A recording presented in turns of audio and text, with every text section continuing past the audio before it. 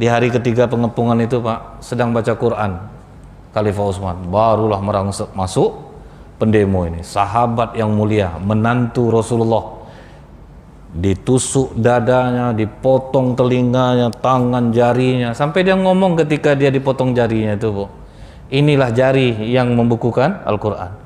Ketika seorang menarik jenggotnya, bapak kau aja segan sama jenggot ini, kau berani narik ya. Jadi Utsman kenal kok orang yang membunuhnya itu, Bu. Nah, jadi teraniayalah, terbunuh Utsman, dia tidak melawan. Karena itu pula yang dilakukan oleh Habil.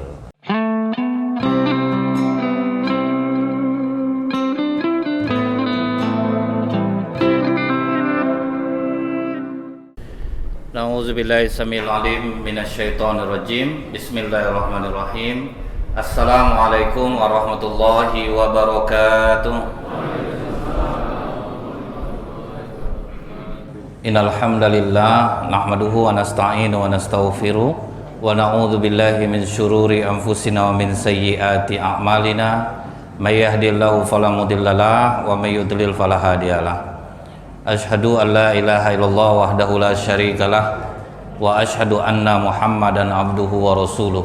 Allahumma shalli wa sallim wa barik ala hadzal nabiyil karim wa ala alihi wa sahbihi ajmain. Bapak Ketua Masjid beserta pengurus yang saya hormati, alim ulama, tokoh masyarakat, cerdik pandai, bapak-bapak, ibu-ibu, orang-orang tua yang saya muliakan, ikhwan dan akhwat fillah yang semoga kita semua senantiasa dirahmati oleh Allah. Amin ya rabbal alamin. Kembali kita bersyukur kepada Allah dengan mengucapkan alhamdulillah, bersolawat kita kepada Rasulullah sallallahu alaihi wasallam dengan mengucapkan Allahumma sholli ala Muhammad wa ala ali Muhammad.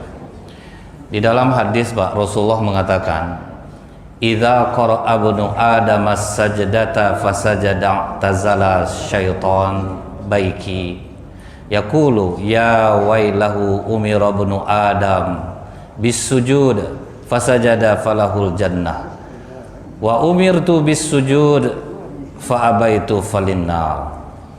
Ketika anak cucu Adam membaca ayat sajadah, lalu ia pun bersujud. Jadi kalau kita kan Jumat itu Pak ya, sajadah kita bersujud, maka setan menyingkir darinya sambil menangis. Nah, ini salah satu amalan yang membuat setan menangis Pak. Jarang-jarang loh Pak setan bisa menangis. Tapi yang bisa membuat setan menangis, kita sujud tilawah itu. Itu yang membuat setan menangis. Kemudian dia mengatakan, celaka aku. Anak cucu Adam diperintahkan bersujud dan mereka bersujud, bagi mereka surga. Aku diperintahkan bersujud, aku tidak mau bersujud, bagi aku neraka. Itu yang membuat setan menangis. Jadi sering-seringlah bikin setan ini menangis Pak. Jadi alhamdulillah saya yakin masjid ini juga melakukan sujud tilawah. Kemudian apalagi yang bisa membuat setan menangis Bu? Orang yang bertobat kepada Allah itu membuat setan menangis Bu. Waktu turun surat Ali Imran ayat 135, walladzina idza fa'alu fahishatan aw zalamu anfusahum dzakarullah fastaghfaru lidzunubihim wa may yaghfiru dzunuba illallah wa lam yusirru ala ma fa'alu wa hum ya'lamun. Dan orang-orang yang apabila mengerjakan perbuatan keji, pernah maksiat, pernah apapun dosa yang dibuat dia kemudian ingat Allah lalu memohon ampunan atas dosa-dosanya. Dan siapa lagi yang dapat mengampuni dosa selain Allah, dan mereka tidak meneruskan perbuatan dosa itu sedang mereka mengetahui. Nah, ketika turun ayat ini pun iblis menangis. Karena apa Pak? Ternyata sebesar apapun dosa yang pernah Bapak Ibu lakukan di masa lalu, bertobat kepada Allah habis Pak. Habis semua.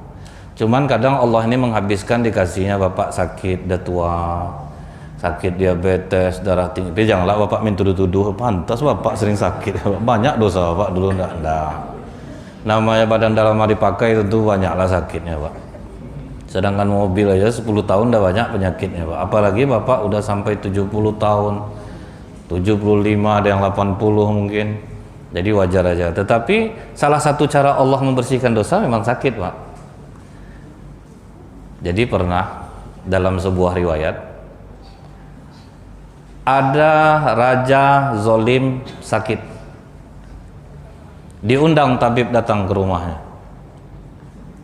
Kemudian apa kata tabib ini? Raja, sakit raja ini memang parah, dan lebih parahnya lagi, obatnya ini seekor ikan. Ikan itu sedang tidak musim di negeri kita ini. Kata Allah, wahai Jibril, usir ikan itu di mana tempat musimnya, arahkan ke raja yang zolim ini agar bisa menjadi penyembuh penyakitnya. Aneh enggak tuh, Pak? Orang jahat sakit, tidak ada obatnya, Pak, diantar oleh Allah obatnya. Dikerjakan oleh malaikat Jibril, Bu. Sembuh raja ini, Pak. Di tempat yang lain ada raja soleh yang sakit. Diundang tabib datang ke rumahnya, kata tabib ini, sakit raja parah, tapi jangan khawatir raja, obatnya seekor ikan, sedang banyak betul di tempat kita ini. Malah kata Allah, usir ikan itu Jibril, agar jangan jadi penyembuh raja yang soleh ini. Bingung Jibril, Pak, gimana Allah ini? Orang jahat sakit, tidak ada obat, disuruh antar. Ini orang soleh sakit, Pak, ada obatnya malah diusir.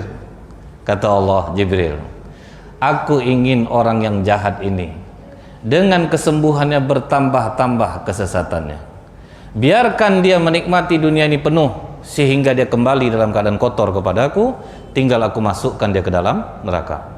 Dan orang yang soleh itu, dengan sakitnya aku gugurkan seluruh dosa-dosanya sehingga dia bersih kembali kepadaku, tinggal masuk ke dalam surga. Berbahagialah Bapak Ibu yang sakit. Obat, Bu, janganlah ndak berobat gara-gara hadis ini, Pak. Nggak mau berobat, bunuh diri nanti, Pak. Berobat.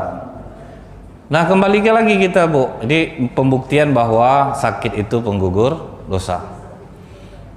Kemudian ayat ini turun berkenaan dengan apa, Pak? Surah Ali Imran 135 136 ini.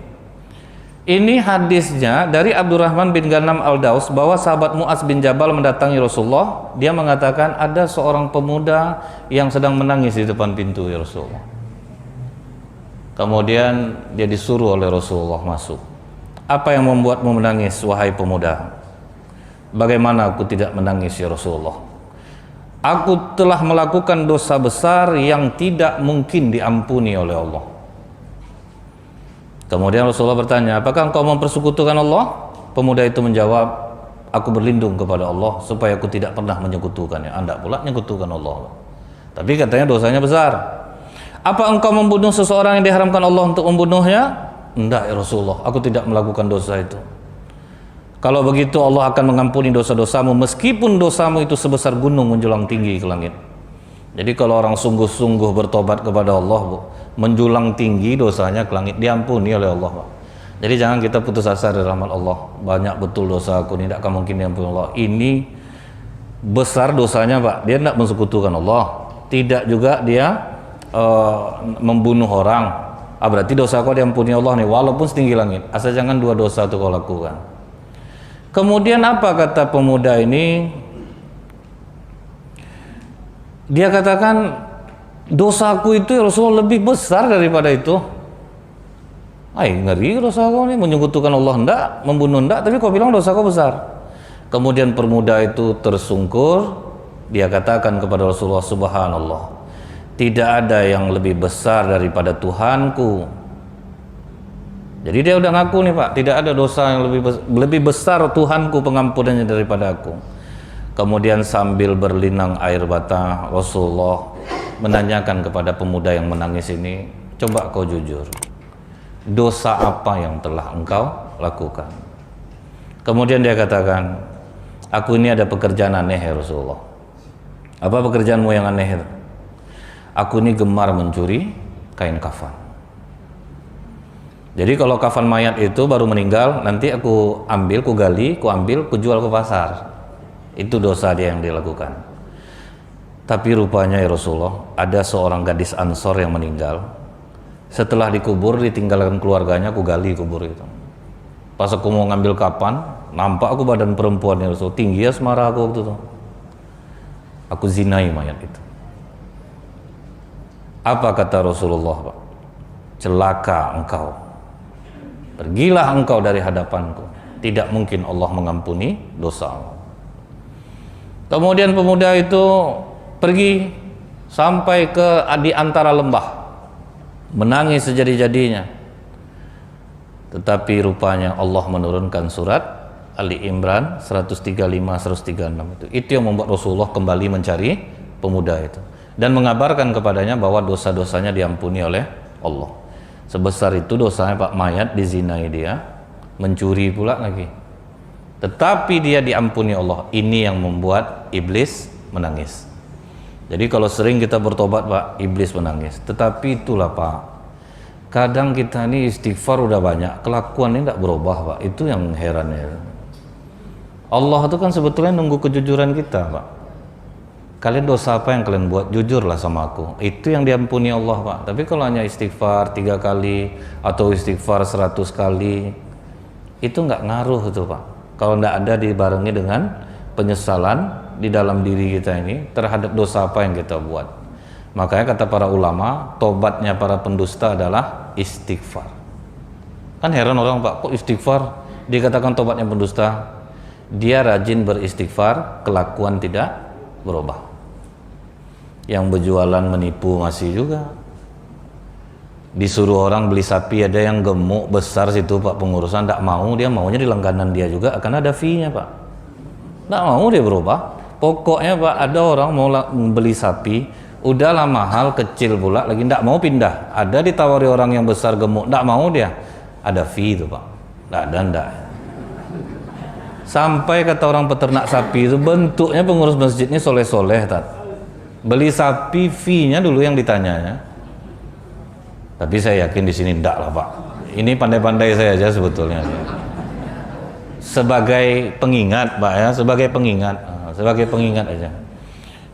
Karena memang di beberapa tempat ada kejadian-kejadian seperti ini Pak. Ada kejadian-kejadian seperti ini. Enggak juga berubah. Berjualan enggak juga mau jujur. Pasar atas Bukit Tinggi udah berapa kali terbakar Pak. Pasar Ramayana udah berapa kali itu. Sebetulnya itu teguran, tolong kalian pedagang, kalian sembayang, tapi kalian tipu juga orang. Nampak orang agak-agak bodoh masuk dari luar Pak, barang murah jual mahal. Jilbab 25.000 ditawar aja di 250 Pak. Ditawar orang tuh enggak bisa 200, eko 200 udah 5 orang tadi mau beli, padahal modal 25 Pak. Ada pedagang dulu namanya Yunus bin Ubaid Pak. Itu sampai orang minta doa sama dia Pak. Sampai diakui orang, kalau kalian minta doa, minta sama Yunus bin Ubaid. Padahal dia pedagang Pak. Apa yang membuat Yunus bin Ubaid nih berlebih dari pedagang lain Bu? Pakaiannya itu belum ada mall lagi netapkan harga Pak. Dia udah pakai harga Pak. Pokok disesuaikannya kualitas. Harga ini kualitasnya. Ah gitu dia sistemnya. Waktu ada ibu-ibu belanja, azan asar, karena asar azan ditinggalkan ya Pak. Ini sholat tidak lalai ini Pak. Suruhnya keponakannya yang melayani ibu itu. Begitu dia selesai sholat asar, pas pulang berpas-pasan sama ibu yang belanja di kedainya. Jadi belanja Bu, jadi Pak, yang mana ibu ambil? Yang ini, berapa ibu beli nih? 600. Maaf Bu, ini hanya 300. Ambil balik uang ibu di toko saya. Ah, bayangkan Pak. Kalau sekarang Pak, bisa karyawannya nipuan, mantap kau dagang tuh. Bisa kau nih. Nah, ya gitu dagang tuh. Kalau enggak bodoh kita. Nah, jadi justru dianggap itu yang pintar Pak. Nah, jadi istighfar kita itu usahakan mendatangkan perubahan. Baru sebesar apapun dosa diampuni oleh Allah. Ada sebuah riwayat Pak, tapi ini tidak bisa dijadikan hujah. Tapi maknanya bagus.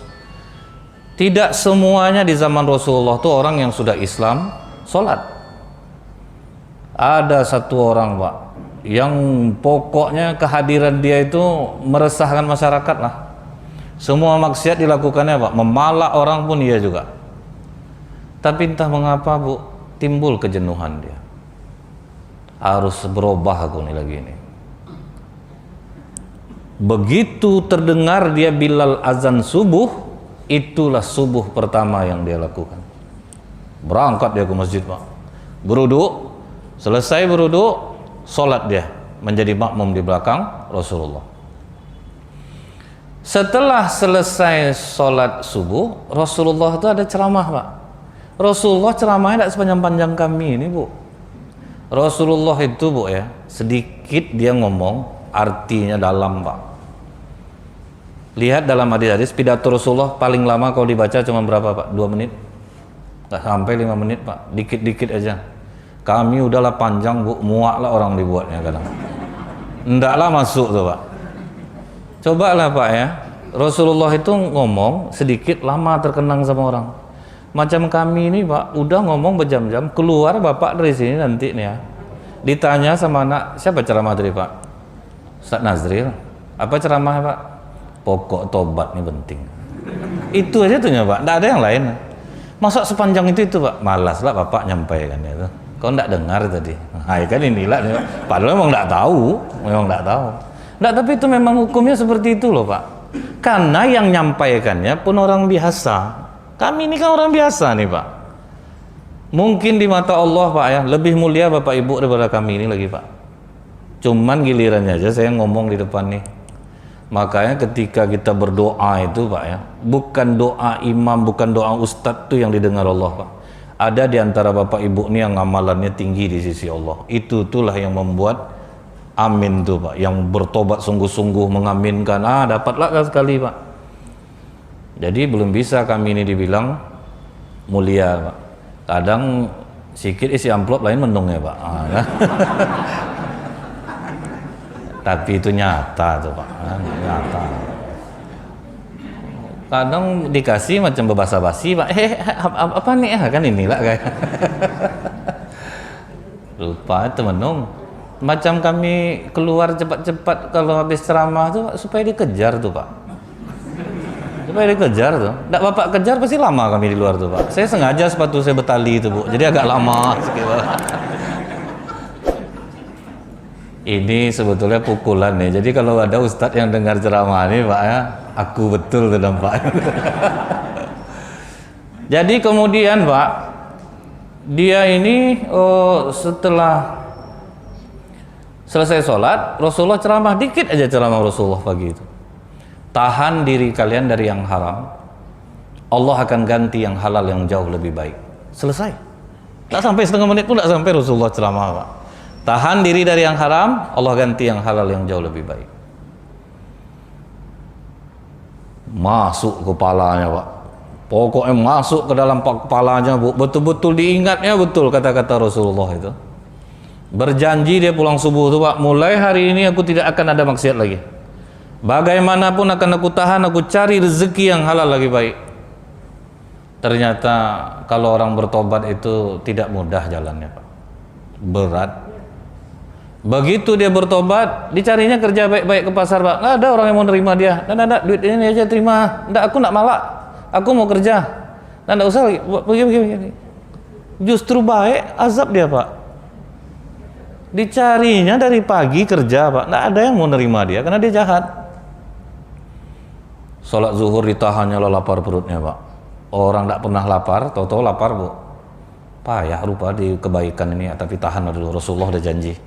Tak mungkin Rasulullah bohong. Sampai asar tidak juga dapat makan. Sampai maghrib belum juga dapat makan. Habis isya Bu, tak tahan dia lagi. Berdoa dia kepada Allah, ya Allah, malinglah gua agak sekali lagi ya Allah. Tak tahan lagi nih ya Allah. Betul-betul lapar aku. Pokoknya aku janji ya Allah, aku cuma maling makanan aja. Aku tidak mau maling yang lain. Lapar betul perut aku. Tengah malam dia sembarangan masuk rumah. Mau diambilnya makanan itu Bu ya, teringat dia ceramah Rasulullah yang singkat pagi itu subuh kemarin tuh Pak. Tahan diri dari yang haram. Kamu gema-gema tuh Pak ya. Kalau di film kan bergema-gema tuh. Tahan diri dari yang haram, Allah akan ganti yang halal yang jauh lebih baik. Ditaruh lagi makanan itu, itu yang betul-betul tobat berubah tuh Pak. Nggak balik-balik dia lagi, ditahannya Pak. Makanan itu dia taruh, nangis dia Bu, diliatinnya makanan itu terus. Sampai pula bila azan subuh Pak, lari dia ke masjid. Berwudu, sengaja dia di pojok biar bisa nyandar Bu, karena udah 1 hari tidak makan, mata berkunang-kunang. Dia pilih tempat paling sudut Pak. Selesai Rasulullah salat subuh, maju seorang perempuan mengatakan kepada Rasulullah, ya Rasulullah, takut betul aku pagi ini. Kenapa? Ada seorang pencuri yang masuk ke rumahku ya Rasulullah. Terus ada yang hilang. Itulah yang buat aku takut. Pintu terbuka tapi barang tidak ada yang hilang. Sementara kau kan tahu ya Rasulullah, suamiku telah wafat di medan perang. Dan aku masih muda ya Rasulullah, aku takut dia mau mengganggu aku ya Rasulullah. Kalau engkau berkenan ya Rasulullah, tolonglah carikan pendampingku. Siapapun pilihanmu ya Rasulullah, aku ridho ya Rasulullah. Nampaklah yang tersudut baru sehari tobat. Itu dahsyatnya Pak, kalau orang betul-betul diamalkan, tobatnya itu Bu. Fulan, ta'al, kemari kamu. Merangkak-rangkaklah dia datang ke Rasulullah. Ada apa ya Rasulullah? Kau sudah menikah? Mana ada orang yang mau sama aku ya Rasulullah. Kau serius bertobat? Rasulullah ada dikabarin Jibril nih Pak tentang orang ini. Serius ya Rasulullah. Kau mau menikah? Kalau ada mau ya Rasulullah. Wahai wanita, kau mau sama dia? Menengoklah perempuan itu. Kalau memang ini pilihanmu ya Rasulullah, aku ridho ya Rasulullah. Dinikahkan dengan mahar yang murah, dibawa pulang sih, sepanjang jalan tuh nangis saja laki-laki ini Pak. Sampai dibawa ke rumah tuh Pak, makin jadi nangisnya. Dikasih makan Bu ya, sambil makan tuh nangis tidak berhenti, tapi selera makan tidak hilang Bu, banyak juga Pak. Pokoknya banyak makan dia. Biasa orang nangis kan hilang selera makan, ini enggak Pak, makan ya sejadi-jadinya. Akhirnya tersinggung istrinya, Bang, abang menyesal nikah sama aku. Dari tadi abang nangis lagi, apa yang betul yang abang sesalkan? Abang menyesal deh. Betul apa yang dikatakan Rasulullah subuh kemarin. Tahan diri kalian dari yang haram, Allah akan ganti yang halal yang jauh lebih baik. Maling yang masuk ke rumah kau semalam tuh abang, rupanya dia yang masuk Pak. Jadi kalau orang sungguh-sungguh bertobat, tahan dia Pak, tahan dia. Waduh, itu luar biasa. Makanya dikatakan Allah dalam surat Nuh itu, kalau orang minta ampun kepada Allah, yursilis sama'u alaikum midororo, Allah turunkan rahmat hujan yang lebat dari langit. Wa yumditkum bi amwali wa banin, Allah perbanyak harta dan anak-anaknya. Jadi kalau mau kaya mudah, tahan diri Pak, betul-betul tobat. Itu murah rezeki, murah semua urusan, tidak akan ada yang susah. Makanya orang banyak pengamal istighfar itu Pak, yang betul-betul tidak ada jalan lain lagi, dimudahkan urusannya oleh Allah. Ingat orang anak yang mau operasi tulang Bu di India, tidak ada dokter tulang di daerah itu, tidak ada dokter tulang. Sementara anak ini udah parah sakitnya Pak, udah terduduk aja di rumah. Apa yang dilakukan ibunya? Aku mohon ampun ya Allah, aku tidak bisa bawa anakku ini berobat. Terus dia minta ampun kepada Allah Pak. Rupanya ada seminar dokter-dokter tulang se-India yang sebelum ke tempat tujuan, transitnya di tempat daerah ibu ini Pak. Transit, rupanya cuaca hujan badai Pak, tidak bisa diteruskan dengan pesawat, harus jalan darat. Hujan terlalu lebat, patah wiper Pak. Kita berhenti aja. Rupanya berhenti persis di rumah ibu yang anaknya sakit tulang nih Pak. Allah yang ngantarkan Pak. Itu Pak, Allah yang ngantarkan. Itulah kedahsyatan kalau orang betul-betul bertobat kepada Allah. Kadang ada yang tidak kuat Pak, balik dia balik kan, terpengaruh dia balik. Nah ini yang membuat iblis itu menangis. Nah, kemudian Pak, ini kita lanjutkan kembali.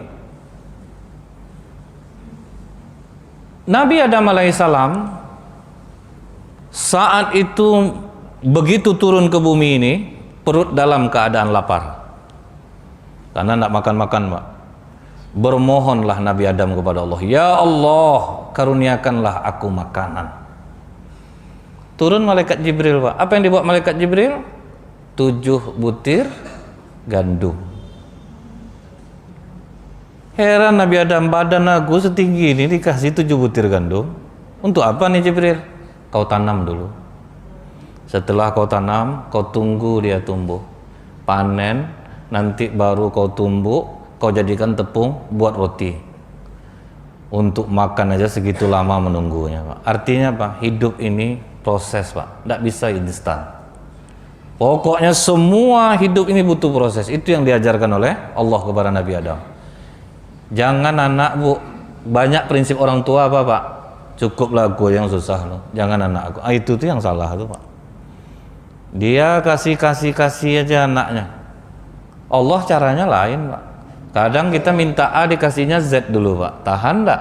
Kalau tahan baru dikeluarkan Allah dari kesulitan. Ini contoh nih, Bu ya. Oh, kita minta A dikasih Allah Z. Suami istri nyewa rumah ukuran 4 kali 3 4. Di sekatnya kamar triplek 1, di depannya itu sepeda motor, malam tuh anaknya 2 orang udah tidur situ, dilipat kursi. Apa kata istrinya? Bang, aku ada dengar Ustadz ceramah, Allah itu turun ke langit dunia di sepertiga malam terakhir. Minta apa saja akan dikabulkan oleh Allah. Maksud kau apa, Dek? Anak kita yang ketiga kan mau lahir nih, Bang. Rumah ini kecilnya. Berdoa kita kepada Allah minta rumah yang layak. Kemudian apa kata suaminya nih? Abang ada juga dengar ceramah, Dek. Doa istri ini makbul. Jadi adik aja lah yang doa ya. Cerdik lah dia, Pak. Adik aja lah yang sholat tahajud, berdoa deh. Nanti kalau pas mengaminkan doa dek, biar abang. Pas giliran aminnya baru dia dibangunkan, Pak. Berdoa istrinya di malam itu, Bu. Di malam pertama dia sholat tahajud, ya Allah, gaji suamiku kecil ya Allah. Rumah kami ini sangat kecil, anak ketiga mau lahir. Sedangkan itu aja sudah sama sepeda motor anak kami tidur. Kami mohon kepadamu ya Allah, berikanlah kami rumah yang agak layak. Karena kau diharapkan gaji suamiku tidak bisa ya Allah. Ngamuk suami di belakang. Kau janganlah kau buka aib abang.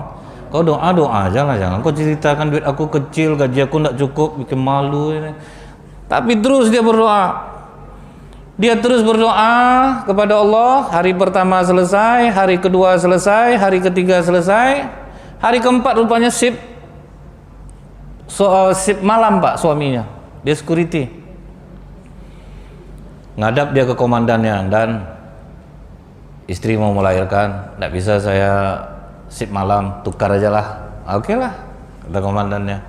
Dia pulang, bisa dia mengamankan istrinya malam itu, Pak. Hari berikutnya datang adik suami ini ke rumah, Pak. Assalamualaikum Bang. Waalaikumsalam. Ngapa? Bang, aku mau minta tolong sama Bang. Minta tolong apa? Aku lulus dari TKW di Arab Saudi, jadi mau dikarantina 3 bulan di Surabaya. Aku mau minta tolong sama Bang. Tolong apa? Kemenakan abang 2 orang tuh di sini tinggalnya ya. Tambah stres dia, Pak. Macam mana Allah nih? Awak butuh rumah, karena rumah ini sempit, malah dapat tanggungan 2 orang anak lagi, Pak. Itu kadang Allah. Kita minta A dikasih Z. Mikir dia, Bu. Ini mungkin gara-gara aku ndak ikut tahajud nih. Malam nanti aku jadi imamnya lah. Dia jadi imamnya tahajud, Pak. Sambil jadi imam itulah dia berdoa kepada Allah, ya Allah, bagaimana caraku menceritakan kepada istriku? Sudah berapa malam nih istriku berdoa minta rumah ya Allah. Tidak taunya tadi pagi adekku datang ingin menitipkan 2 orang anaknya kepadaku karena dia akan pergi ke Arab Saudi. Langsung istrinya nyubit dia dari belakang, langsung aja lah ceritakan sama aku, Bang. Ngapalah kau Allah lah Bang, kado orangnya dari belakangnya. Malu aku cerita sama kau. Nanti stres kau, nanti kau udah capek sholat tahajud, rupanya justru malah tidak dikabulkan Allah. Salah Bang tuh, Bang. Justru itulah cara Allah mengabulkan doa kita. Disuruh Allah kita sedekah tempat dulu, Bang, karena kita tidak bisa sedekah uang. Itu, Pak. Itu untungnya punya istri rajin pengajian. Hebat kau deh ya, tinggi pemahaman kau deh. Sempat adalah 2 orang lagi Bang yang macam-macam. Udah mau kau. Banyaklah tingkah, Bang. Ternyata apa, Pak? Besok paginya dia berangkat ke rumah adeknya, tinggalkanlah anak kau di rumah besok. Begitu sampai di kantor, langsung dipanggil pimpinan. Kamu mulai hari Senin jangan masuk lagi di sini. Wow, tambah kacau otak, Pak. Jadi imam tahajud diberhentikan jadinya, Bu. Pak, istri saya sedang hamil, Pak. Enggak, pokoknya kamu enggak di sini lagi Senin. Udah pucat dia, apa kata bosnya? Ada rumah saya tuh kan nggak ada yang nungguin, jadi kamu tugas di sana aja lah, jagain rumah itu, motor udah ada, perabotan udah lengkap, kamar banyak, kamu di situ aja. Pak, saya bukan nggak mau, Pak, istri saya mau melahirkan, Pak. Bawa lah istri kamu ke sana, keponakan saya ada 2 orang, bawa ke situ semua ya, tinggal kamu di sana, udahlah dapat tempat tinggal yang nyaman, Pak, dapat pula uang gaji. Begitu dia pindah ke rumah tuh, apa kata istri, dek kita tambah sholat duha ya dek, mana tuh rumah dia jadi rumah milik kita. Nah, itu pula kadang kita ini Pak ya, begitu dikasih itu menjadi-jadi pula kadang permintaan. Nah Pak, Allah ngajarkan kepada Nabi Adam, kepada anak cucu Nabi Adam untuk berhasil tidak ada yang instan. Mie instan aja nunggu kita Pak. Mana ada yang begitu instannya, begitu diseduh langsung diminum, itu nggak ada Pak. Nah jadi Nabi Adam disuruh nanam dulu. Kemudian apa nasihat Allah Pak? Fakulna ya Adam, inna hadza aduwwun laka wa li zaujika fala yukhrijannakuma minal jannati fatashqa. Maka kami berkata, hai Adam, iblis ini adalah musuh bagimu dan istrimu. Maka sekali-kali jangan sampai ia mengeluarkan kamu berdua dari surga. Kamu akan jadi celaka. Karena kalau udah di dunia ini Adam, semua mesti diusahakan.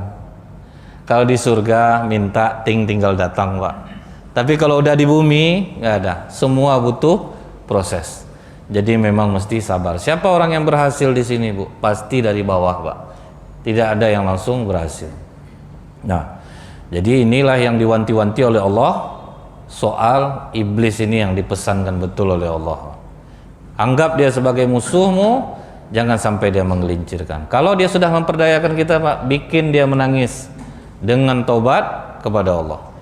Karena ada janji iblis kepada Allah, ya Allah, akan aku sesatkan anak cucu Adam ini.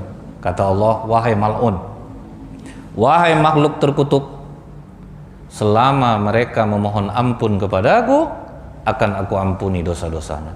Tapi jangan sampai diremehkan hadis ini. Jadi jangan berarti pula, oh berarti sudah kita jahat, buat baik lagi, sudah tuh minta ampun lagi kepada Allah, buat baik lagi, tidak. Tapi kalau memang belum mampu, mungkin akan bolak-balik jadinya Pak. Tapi jangan putus asa dari rahmat Allah. Kemudian Pak, yang berikutnya ini adalah mengenai anak cucu Adam.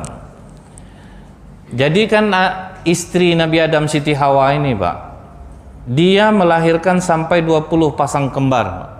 20 pasang kembar, cuman yang terkenal 2 kembar yang pertama. Qabil kembarannya Iklimah, Habil kembarannya Labudah. Cuman ada perbedaan. Iklimah berwajah cantik, Labudah berwajah jelek. Nah ini menandakan apa Pak? Ada di antara anak-anak itu kadang setaat apapun ayahnya, ibunya, ada juga yang meleset Pak. Sama dengan batang mangga, tidak sama masaknya. Ada yang belum masak udah jatuh. Jadi jangan sampai deh aku udah taat ibadah, rajin berdoa, dapat anak macam ini pula. Jangan kecewa Pak. Biasa tuh Pak. Jadi Nabi Adam, ini anaknya yang berdua nih, diperintahkan Allah, wahai Adam, nikah silangkan anakmu. Kalau nikah silang, Habil dapat Iklimah yang cantik, Qabil dapat Labudah yang jelek. Nggak terima Qabil Pak. Aku nggak mau ayah. Aku biarlah sama kembaran aku aja. Biar si Habil itu sama kembaran dia. Jadi dari tahun 1 tuh Bu ya, laki-laki itu cenderung memang dengan perempuan yang cantik Pak. Kalau ada yang bilang kami tidak butuh cantik Ustadz, asal solehah, bohong Pak. Telanjur dapat mau diapakan lagi. Gitu juga Ibu, oh kami tidak perlu tampan, yang penting soleh, itu pun bohong juga. Nah, jadi memang kecenderungan itu sama dengan cerita Nabi Yakub yang pernah kita ungkapkan di awal dulu Pak, tentang Nabi Yakub. Nabi Yakub dapat pilihan mau Lia atau Rahil. Rahil cantik, maka Nabi Yakub mengatakan aku mau sama Rahil, tapi nikah dulu sama Lia. Jadi tetap nggak mau juga Pak. Nah Habil juga gitu. Nah untuk menengahi permasalahan mereka ini, maka Allah katakan perintahkan kedua anakmu untuk berkurban. Inilah sejarah kurban yang pertama. Qabil Bu, dia petani. Jadi walaupun belum ada manusia waktu itu Pak, yang bekerja ini tetap rupanya Pak. Nah, jadi inilah Bu ya, walaupun kita jangan pernah berpikir hanya untuk kita. tapi untuk generasi mendatang. Ada nenek-nenek nanam pohon kelapa, nenek-nenek udah tua, dunia juga nenek pikirkan lagi. Enggak, kelapa ini bukan untuk aku, untuk anak cucu aku besok. Jadi tidak diam dia, tetap dia bekerja walaupun orang tidak ada. Begitu diperintahkan berkurban, karena memang belum ada dikasih-kasih ke orang lagi makanan itu, jadi diperintahkan saja, ambil yang dikorbankan, taruh di atas bukit. Mana nanti yang disambar oleh api, kurban dialah yang diterima. Nah, Qabil ini rupanya pelit Pak. Diambilnya hasil pertaniannya yang jelek-jelek, itu yang dikumpulkannya, yang untuk dikasihnya, diletakkannya lah di atas bukit. Sementara Qabil dicarinya kambingnya, dia peternak kambing, dicarinya kambing dia yang paling bagus, yang paling enak dipandang, itu yang dikurbankan. Makanya jamaah ini kadang Pak ya, biar kurban itu mahal, tapi betul-betul dapat sapi yang bagus. Ini apa ndak berdosa aja orang tiap tahun Pak begitu namanya, lemi nengok sapi kasihan kita tuh. Kan ndak enak Pak. Biar di jamaah nih Pak, dibilang pun kurban kita tahun ini 3.500.000, kalau udah dapat nama pengurusnya mau Pak, nggak ada. Orang tahu, wah sapinya besar-besar. Jadi kurban tuh usahakan yang baik. Kadang pengurus sudah baik, peternak jahat. Kadang udah ditandain Pak, ditukarnya Pak, itu ada juga kelakuannya itu. Ada lagi pengurus sudah jujur, jamaah lambat nyetor. Kalau lambat nyetor dapat sapi jelek Pak, sapi jelek jadi mahal jadinya Bu. Makanya dari sekarang ini mulailah store. Cari kurban yang terbaik. 17 itu Bu, itu angka minimal. Kalau kaya rasanya Pak, tidak pantas ikut yang 17 itu Pak. Satu orang 1 ekor sapi, anaknya 7 orang 7 ekor sapi, seharusnya seperti itu. Karena sebetulnya kurban itu nggak ada batasan Pak, mau 200 ekor pun boleh, nggak ada masalah. Di masjid ini 5 ekor, masjid sana 2 ekor boleh, nggak ada masalah. Kalau 17 itu tuh udah yang paling minimnya tuh Pak. Nah, jadi kalau kaya nggak boleh 17 itu. Rasulullah berkurban berapa? 200 ekor. Nah, jadi banyak Pak Rasulullah tuh. Nah kemudian begitu kambing Habil diletakkan di atas bukit, langsung disambar oleh api dari langit. Karena memang tidak untuk dibagikan, memang hanya untuk kurban. Sambar, hilang. Nah Qabil protes lagi Pak. Aku tahu ayah kau hanya mendoakan Habil, melawan dia Pak. Ini anak melawan. Aku tahu ayah kau sayang sama Habil, kau doakan Habil, aku ndak. Udah memang harus nikah Habil dengan Iklimah. Tapi ternyata iblis akhirnya memperdaya Qabil karena sifat iri dengkinya. Nah, makanya Bu ya, ketika kapal Nabi Nuh siap selesai, semua sudah dinaikkan ke atas kapal. Tiba-tiba Nabi Nuh terkejut, ada orang tua mulutnya seperti mulut sapi ikut naik ke atas kapal Pak. Kata Nabi Nuh, tunggu dulu, kau siapa? Karena Nabi Nuh tidak kenal sama dia Pak. Apa tidak hafal Nabi Nuh itu jamaahnya Pak? 900 tahunan umur dia, 70 orang cuman pengikutnya Pak. Apa tidak hafal dia? Cuman 70 Pak. Apa yang membuat hancur dakwah Nabi Nuh itu Bu? Istrinya sendiri. Istrinya menentang, sudah Nabi Nuh ceramah, dia ceramah lah Pak.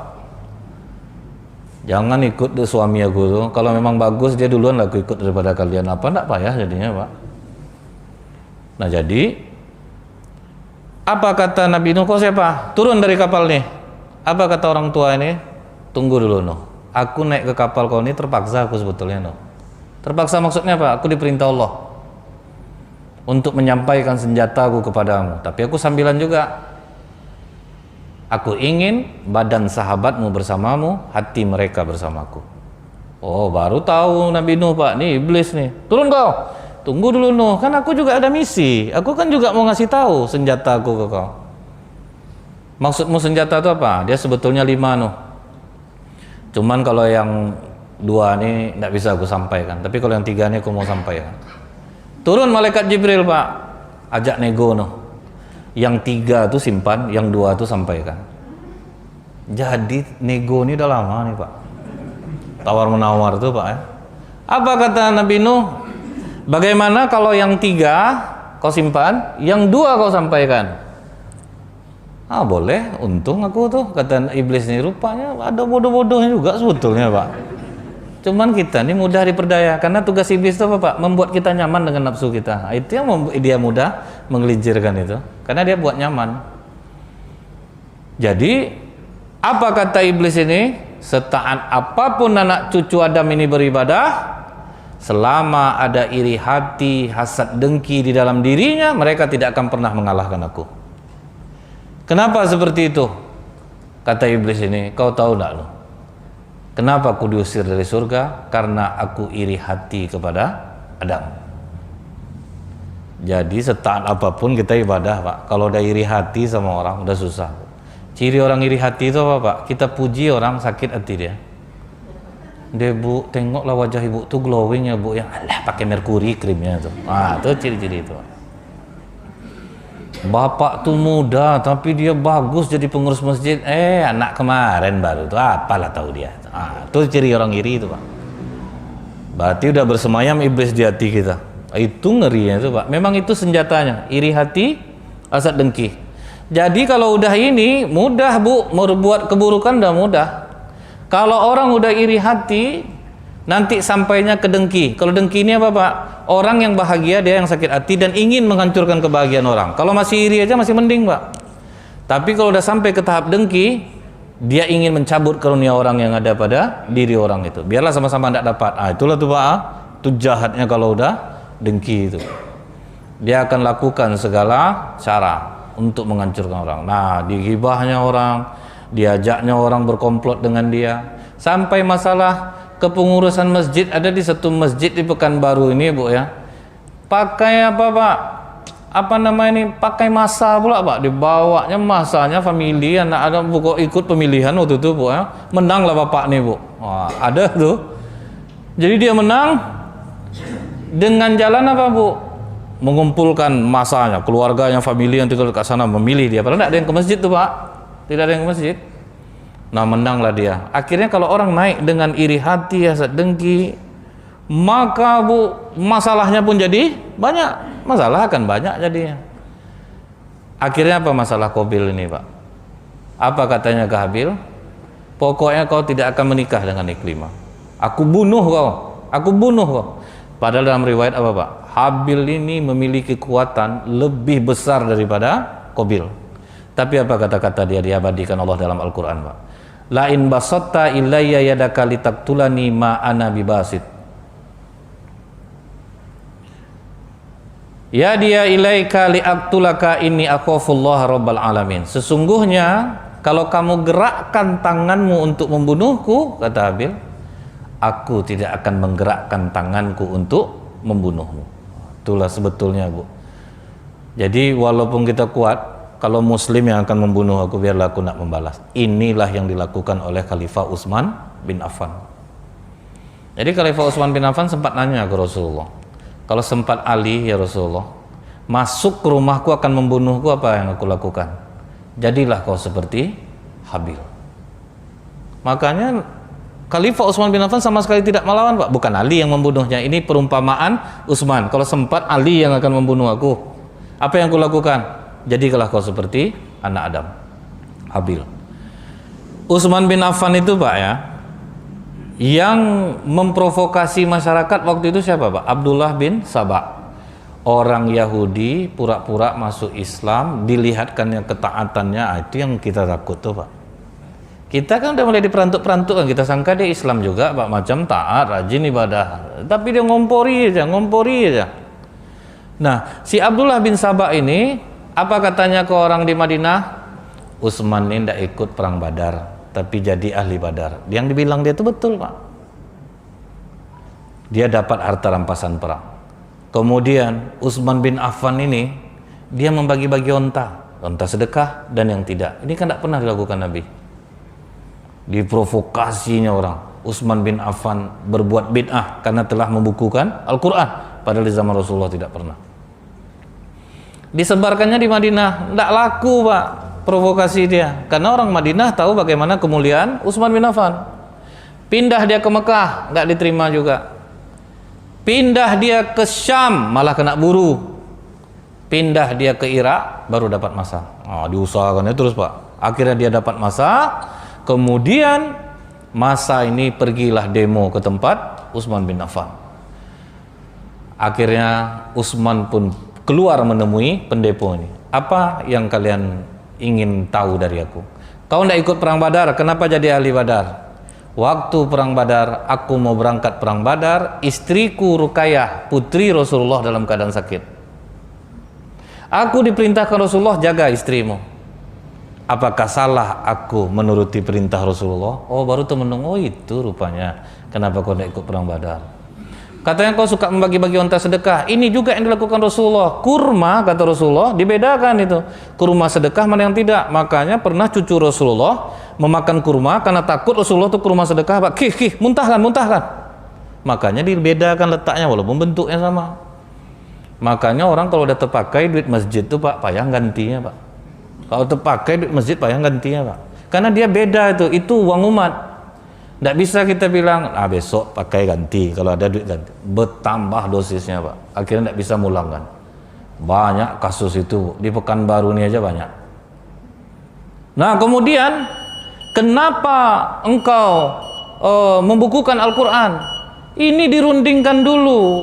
Aku rundingkan dengan Abu Bakar, aku rundingkan dengan Umar. Makanya aku berani membukukan Al-Quran. Nah barulah sadar Pak. Pendemo ini pun pergi pulang, Abdullah bin Sabah mulai melancarkan fitnah yang kedua. Dibuat surat kaleng seolah-olah atas nama Utsman bin Affan. Isi surat itu apa Bu?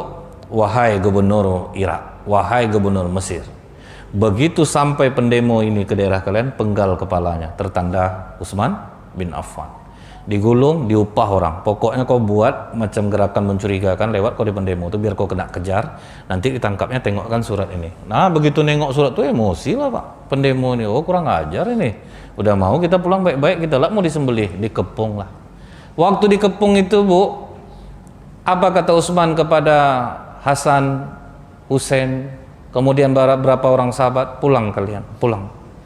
Karena Ali radhiyallahu anhu menyuruh anak-anaknya jaga Pak Utsman. Tapi kata Utsman pulang, semua keluar. Di hari ketiga pengepungan itu Pak, sedang baca Quran, Khalifah Utsman barulah merangsek masuk pendemo ini. Sahabat yang mulia, menantu Rasulullah, ditusuk dadanya, dipotong telinganya, tangan jarinya, sampai dia ngomong ketika dia dipotong jarinya itu Bu, inilah jari yang membukukan Al-Quran. Ketika seorang menarik jenggotnya, bapak kau aja segan sama jenggot ini, kau berani narik ya. Jadi Utsman kenal kok orang yang membunuhnya itu Bu. Nah jadi teraniayalah, terbunuh Utsman, dia tidak melawan. Karena itu pula yang dilakukan oleh Habil. Subhanakallahumma bihamdika asyhadu an la ilaha illa anta astaghfiruka wa atubu ilaik. Assalamualaikum warahmatullahi wabarakatuh.